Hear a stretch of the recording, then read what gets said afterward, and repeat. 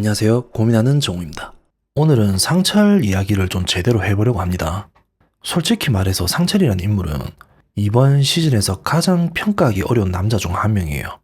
왜냐하면 분명히 나쁜 짓을 하고 있는 건 아닌데 그렇다고 마냥 괜찮다고 말해주기에도 계속 마음에 걸리는 지점이 남아 있거든요. 그래서 그런 딱 중간에 있는 사람이기에 더 애매하고 더 답답한 인물이라는 거죠.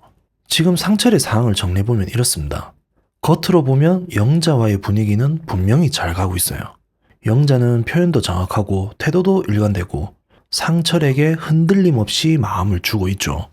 말투나 행동에서 계산이 느껴지지도 않고 좋으면 좋다라는 신호를 계속해서 명확하게 보내고 있어요.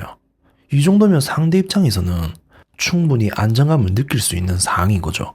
그런데 문제는 상철이에요. 상철은 지금 이 흐름 속에서도 옥순에 대한 마음을 완전히 정리하지 못한 상태라는 게 너무 분명하게 보이거든요. 본인도 알아요. 이게 영자한테 예의가 아니라는 거, 지금 이 상태가 깔끔하지 않다는 거, 머리로는 충분히 이해하고 있어요. 심지어 말로도 그런 뉘앙스를 드러내죠. 이게 아닌 것 같다는 생각이 든다. 정리가 필요하다. 같은 말들을 하는 걸 보면 최소한 자각은 있는 사람이에요. 그래서 여기서 중요한 포인트가 하나 나오는데 상철은 전형적인 나쁜 놈 타입은 아니라는 거예요. 정말 계산적인 사람이었다면, 정말 비겁한 사람이었다면 옥순에게 네가 정확하게 마음을 표현해주면 나는 바로 졌겠다 같은 말을 할 이유가 없다는 거죠. 그런 말은 오히려 본인에게 리스크가 되는 말이거든요. 그 말 한마디로 자기 마음이 얼마나 옥순 쪽에 가 있는지 스스로 드러내는 셈이니까요. 그렇기 때문에 상철은 악의적으로 두 여자를 저울질하고 있는 타입이라기보다는 미련을 끊어내지 못하는 쪽에 더 가까워 보여요. 문제는 그 미련이 너무 오래 가고 있고 그 과정에서 영자가 계속 애매한 위치에 놓이고 있다는 거죠. 영자는 지금 상철을 향해서 계속 나는 너를 선택할 준비가 되어 있다는 신호를 보내고 있어요. 그 신호는 말뿐만 아니라 태도에서도 드러나고 감정선에서도 분명해요. 그런데 상철은 그 신호를 받으면서도 마음 한쪽에서는 계속 옥순을 붙잡고 있어요. 이게 바로 예의라는 문제로 이어지는 지점인 거죠. 좋아하는 마음이 있다고 해서 항상 잘못은 아니에요. 마음은 마음대로 생기는 거니까.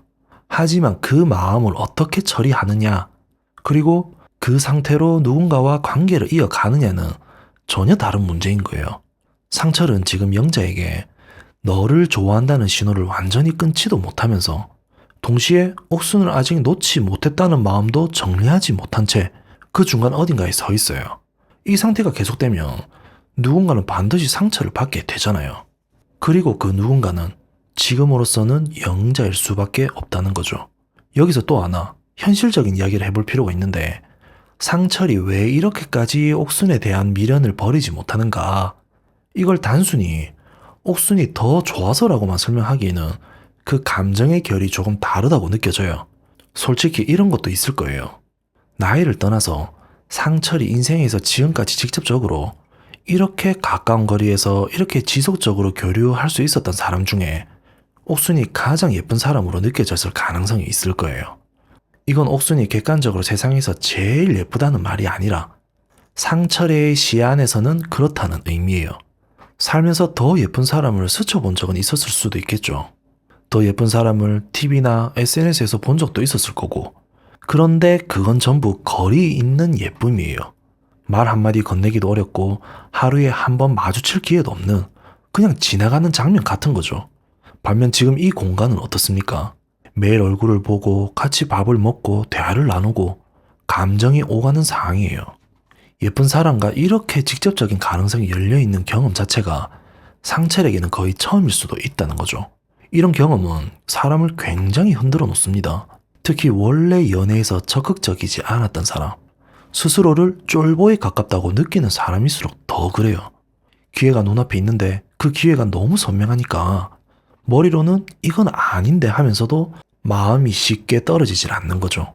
그리고 지금 이 안에 있는 남자 출연자들을 보면 솔직히 말해서 굉장히 쫄보 같은 유형들이 많아요. 말은 크게 하고 겉으로는 자신감 있는 척을 할 수는 있어요. 상철도 때로는 그런 모습을 보여주죠. 하지만 본성까지 남자답고 대담하냐고 물으면 거기에는 물음표가 붙어요. 살면서 정말 마음에 드는 여자가 나타났을 때 먼저 다가가고 거절당할 위험을 감수하고 관계를 만들어 본 경험이 많아 보이지는 않거든요. 그렇다 보니 옥순 같은 존재는 상철에게 단순한 호감 대상이 아니라 다시는 안 올지도 모르는 기회처럼 느껴질 수 있다는 거죠. 이 기회를 놓치면 다시는 이런 상황이 오지 않을 것 같다는 불안, 그래서 더 놓지 못하는 거죠. 이게 미련의 정체라고 저는 봅니다. 문제는 그 미련이 이해된다고 해서 정당화될 수는 없다는 거예요. 상철의 감정은 이해할 수 있어요. 하지만 영자의 입장에서는 이 모든 맥락이 전부 예의 없음으로 느껴질 수밖에 없거든요. 나는 이미 마음을 줬고, 나는 이미 선택을 했고, 나는 이미 관계를 향해 가고 있는데 상대는 계속 다른 가능성을 마음에 품고 있다면 그건 누가 봐도 불공정한 관계거든요. 그래서 지금 상철에게 필요한 건 더 이상의 고민이 아니라 결단이에요. 옥순에 대한 마음을 접든지 아니면 영자에게 확실한 선을 긋든지 둘 다 하지 못한 채 이 중간 지점에 머무는 시간이 길어질수록 상철은 나쁜 놈은 아닌데 그렇다고 좋은 사람이라고 하기도 애매한 그런 위치에 계속 남게 되는 거죠. 그리고 제가 봤을 때의 상철은 자존감 문제도 한몫한다고 생각해요. 상철이 옥순에게서 느끼는 감정이 물론 호감은 맞지만 이건 단순한 호감이 아니라, 그러니까 여자를 좋아한다라기보다는 내가 이런 사람에게 선택받을 수 있는 남자인가를 확인받고 싶은 욕망에 더 가깝다는 거죠. 그래서 옥순이 계속 애매하게 하니까 상철이란 사람은 더더욱 집착을 하게 되는 거고, 그래서 만약 옥순이 확실하게 마음을 표현해주면 오히려 마음이 빨리 식을 수도 있는 유형이라는 거죠. 왜냐하면 확인이 빨리 끝났기 때문이니까. 그리고 또 하나, 이런 유형일 수도 있어요.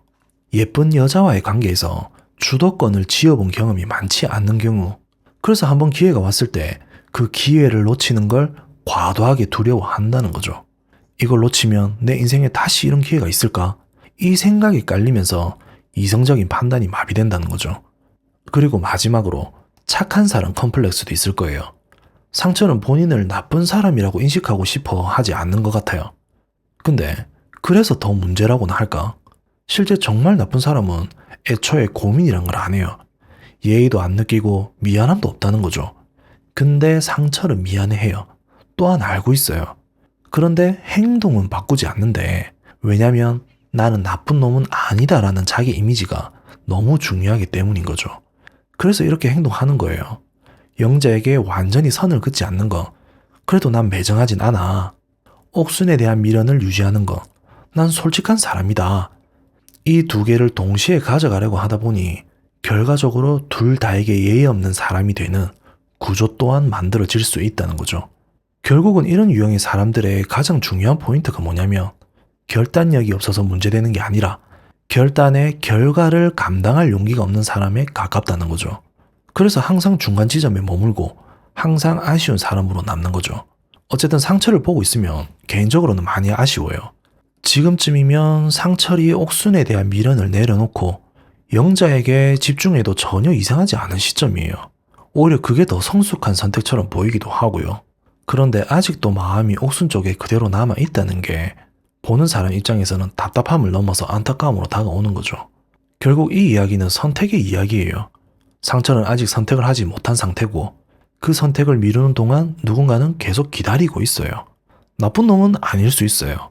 하지만 예의 없는 사람이 될 가능성은 점점 커지고 있고 이 둘의 차이는 생각보다 큽니다. 상철이 앞으로 어떤 선택을 할지는 모르겠지만 적어도 지금 이 시점에서 한 가지는 분명해 보여요. 미련은 이해의 대상일 수는 있어도 관계를 지속시키는 이유가 되어서는 안 된다는 것. 그리고 그걸 얼마나 빨리 깨닫느냐에 따라 상철이라는 인물에 대한 평가도 완전히 달라질 거라는 점입니다. 오늘 영상도 괜찮았으면 구독과 좋아요 꼭 부탁드리겠습니다.